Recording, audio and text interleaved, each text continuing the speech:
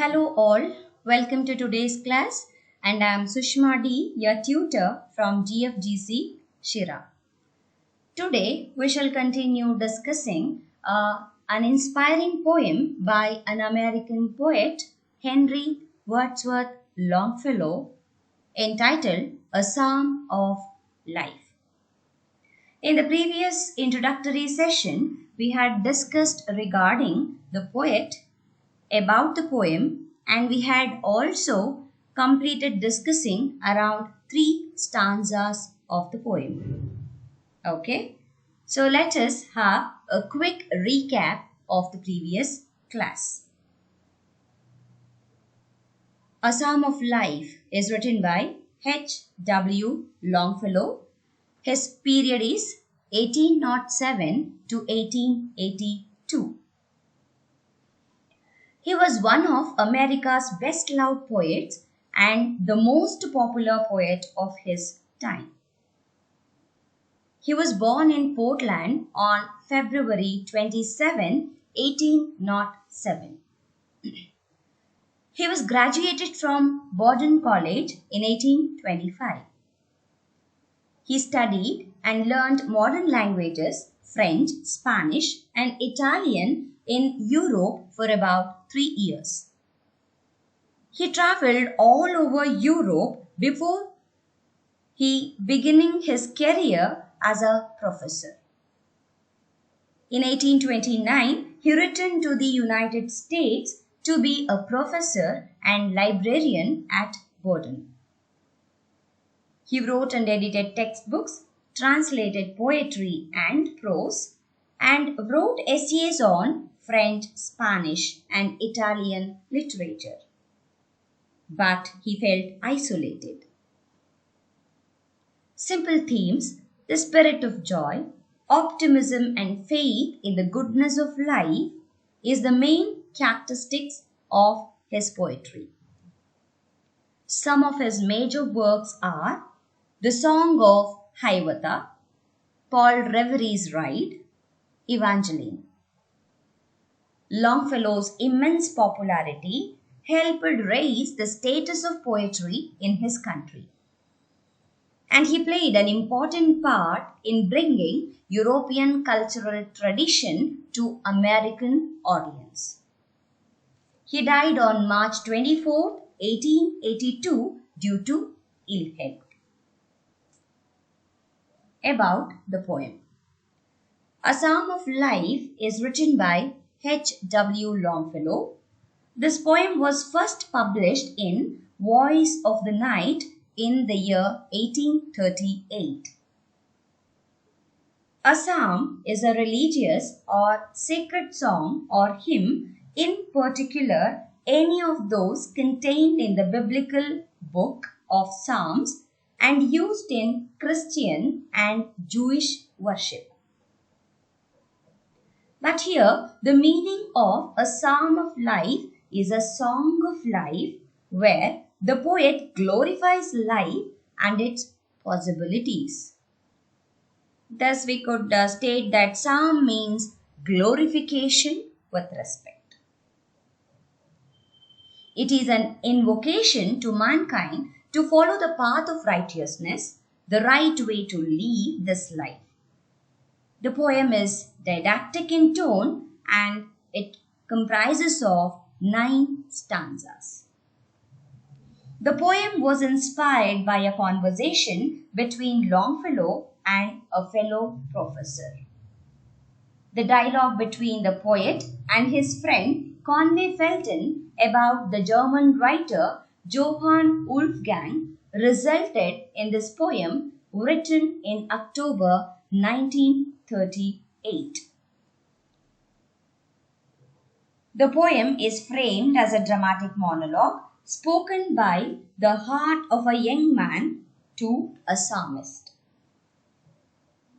The poem deals with the subject of life and the possibilities it offers to human beings. It also encourages readers to live life to its fullest. Since its publication, it has gained immense popularity across the globe on the account of its subject matter.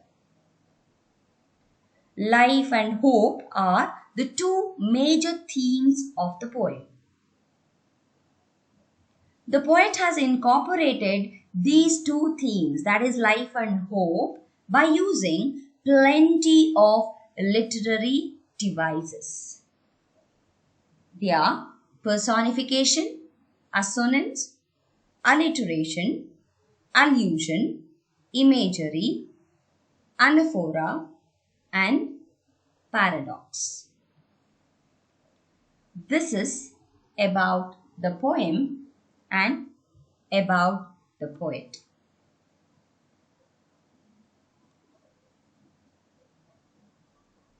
So, as I already told you, we had also completed discussing the first three stanzas of the poem. Let me sum up the gist of all these three stanzas.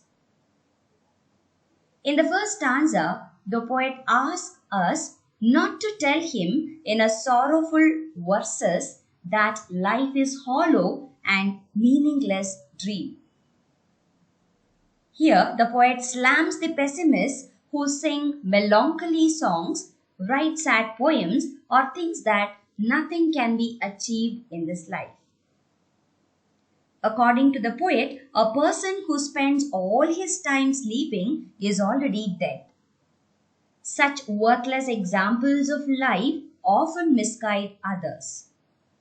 And he assures that life is not so shady or worthless as it looks like, and it has much more potential than we think of. The second stanza conveys the poet's positive attitude towards life. Life is real, life is earnest. According to the poet, life is real and serious, not baseless or useless. So, we should not take this life lightly. To him, grave is not the ultimate goal of life. Life does not end with death. He wants to indicate that our works remain in this world even after our death. He thinks, "Dust thou art, to dust thou returnest," which means you are made of dust and you will go back to dust after death.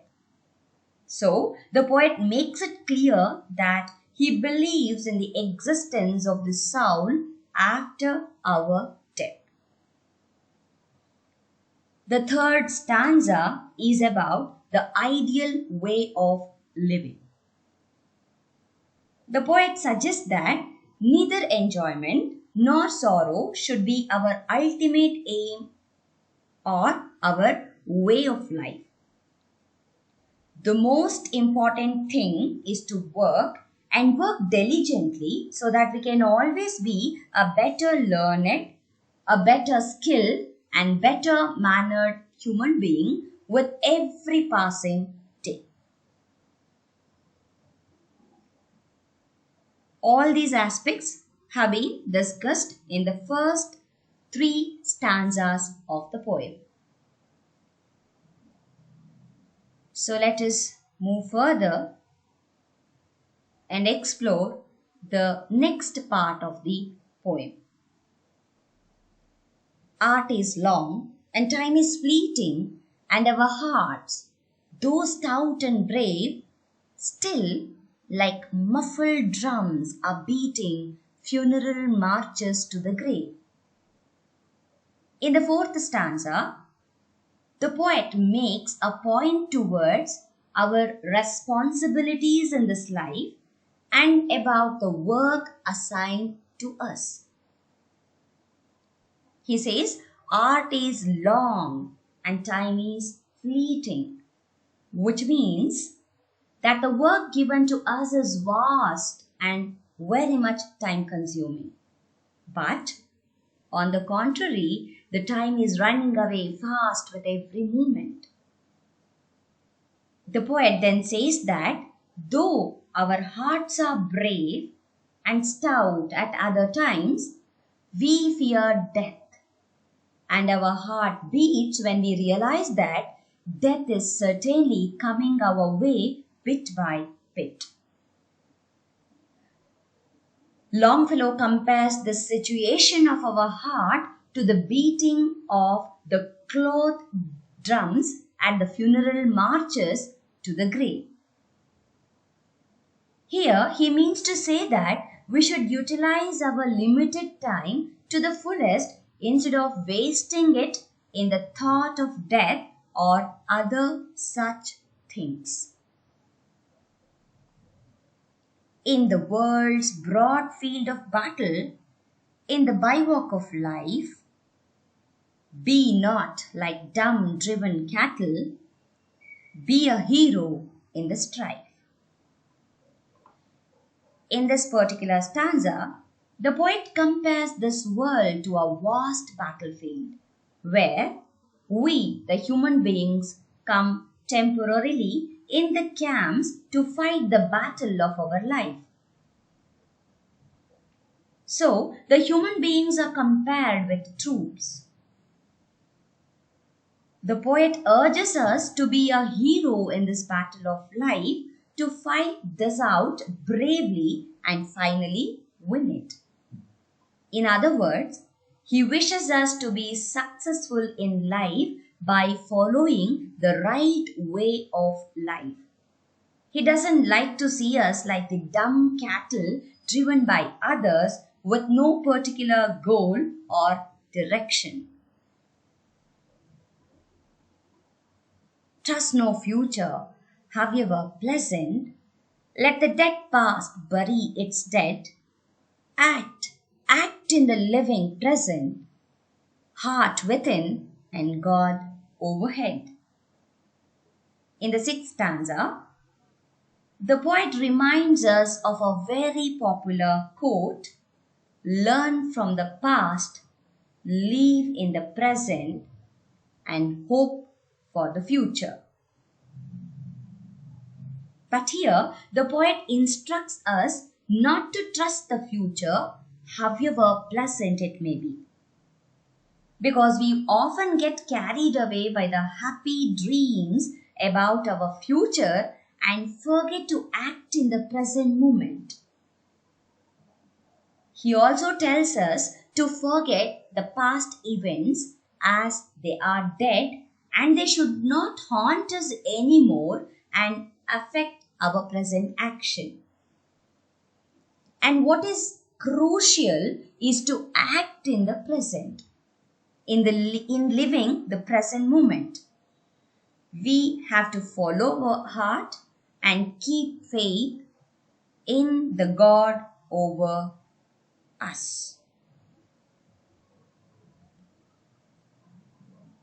Lives of great men all remind us we can make our lives sublime and, departing, leave behind us footprints on the sands of time.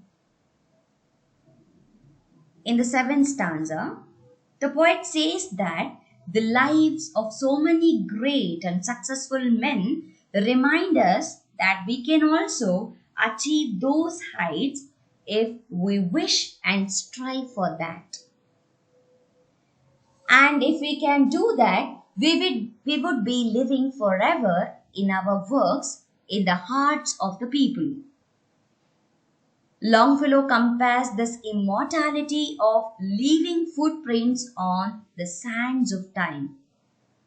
In other words, we will not be living forever here, but we can leave our marks on the infinite flow of time through our good work. That would inspire later generations to follow our way.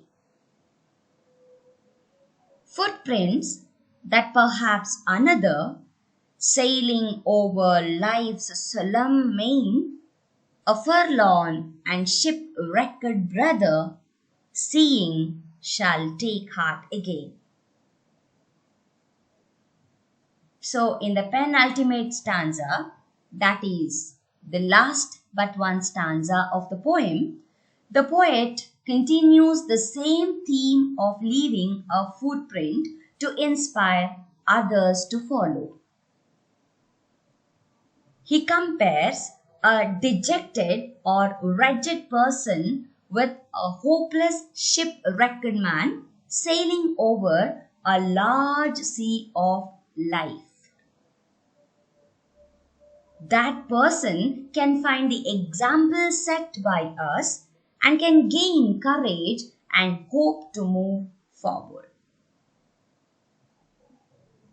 So, according to him, he says that anybody who has been desperate, depressed, and pessimistic towards their life can be encouraged to move forward by employing the examples of the footprints we leave by leading a fantastic life of us.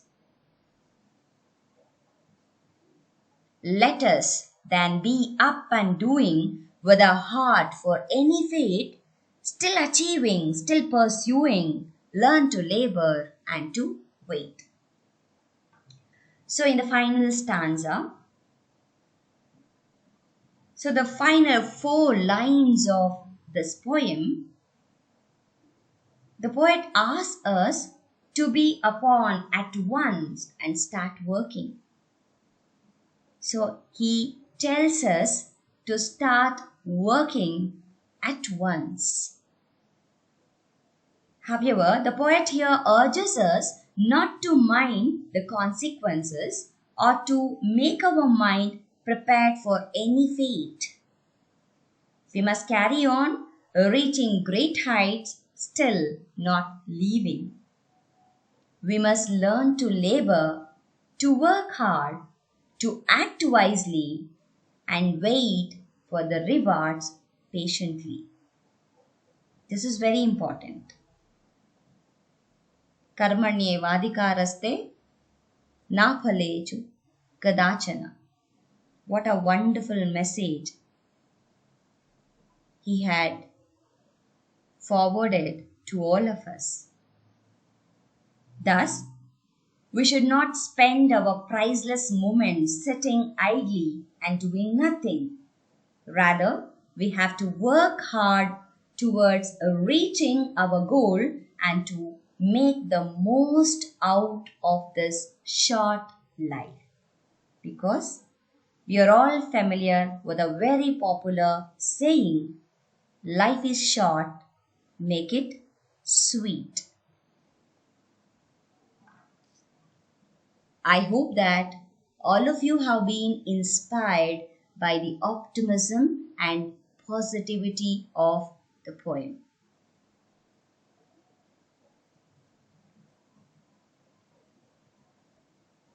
Thank you, one and all.